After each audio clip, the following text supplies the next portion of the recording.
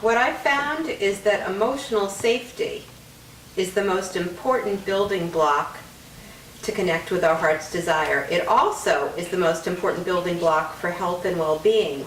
If you just take a moment and think about a time you felt emotionally unsafe, I'd invite you to notice what kind of thoughts go through your mind, how you feel emotionally, and what you notice in your body.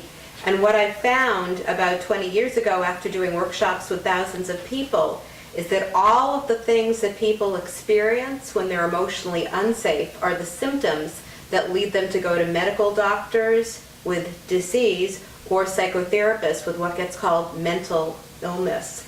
When a person feels emotionally unsafe, they may feel like the other shoe's going to drop, they may feel a knot in their stomach, they may feel a headache that won't go away, they may have repetitive anxious thoughts that just go round and round in their mind, they may have a shortness of breath. There's a whole list of psychological symptoms and physical symptoms that we recognize because they are epidemic in the culture that all correlate with emotional unsafety. And one thing I found is that if a person can start to explore what will help make them emotionally safe, they'll start to both reverse their negative symptoms and also start to experience what we would consider wellness or a sense of inner peace. Grounding is a very, very, very important experience as well as tool for self-care and the care of your heart. When I think of grounding, I think of electricians, because if you think of a wire, if there is a hole in the insulation that protects the wire, you can get a shock. Right. If we're not grounded, our energy will leak out, and in a way will give ourselves or other people shocks. So if we want to get grounded, a very simple thing you can do even when you're sitting in a chair like all of us are here, is to sit in a position where you really anchor your tailbone into the chair and you get your feet flat on the ground.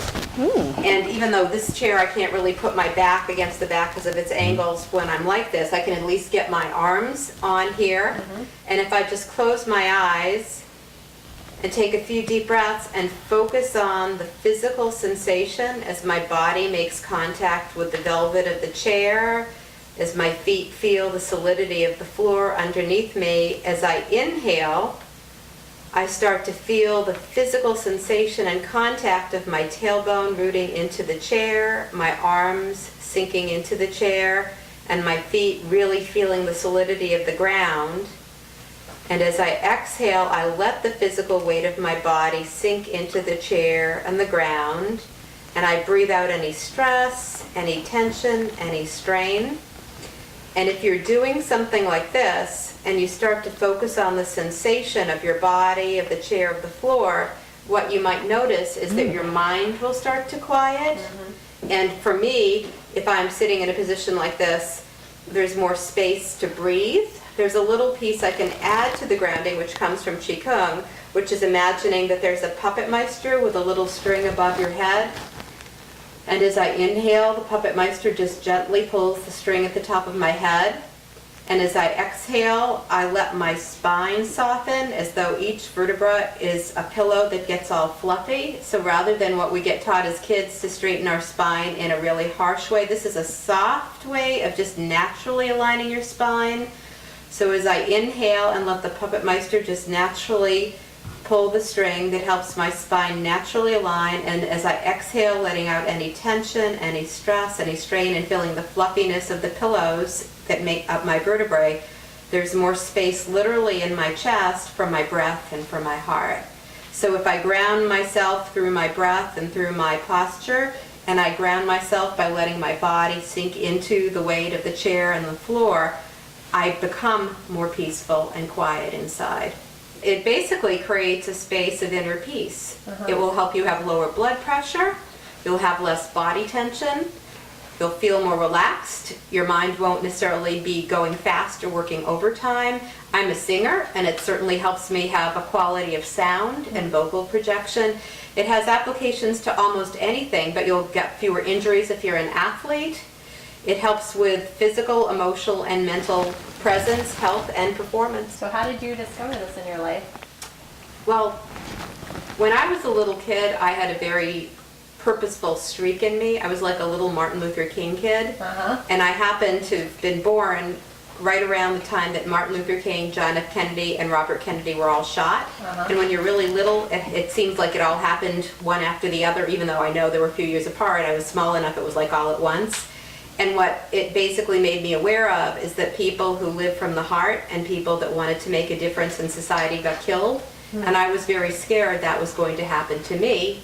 And I was very much a leader as a child. I was elected to all kinds of offices as a small kid, in spite of the fact that I was a shy, introverted kid. And I had a turning point when I was 16, when a stranger tried to rape and murder me.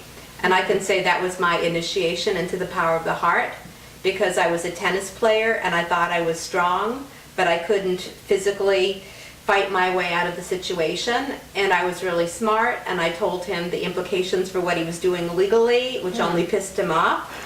So I had to turn it over to the God I was never raised to believe in. My brother and I used to say God was dog spelled backwards, and the English lab who lives in my yard does all kinds of missionary work in the neighborhood every day. So I think that was actually a good definition. But short of that, I basically turned it over to God, and I basically said, I want to live. And there was a voice that came through my heart that said, then you need to commit to your mission. And I said to God, I commit, and then a little voice came through my heart which said to forgive the man who was beating my face in and trying to kill me. Without using my head to think about what it meant, I spoke from my heart. I said, I forgive you, and the man burst into tears and stopped beating me. And metaphorically, that was my first therapy client. Wow. So I learned about the power of the heart, and I also learned about the pure power of the heart without the censorship of the head. So Linda, what could you offer us as a takeaway, something we could use to connect to our heart's desire, feel emotionally safe at home?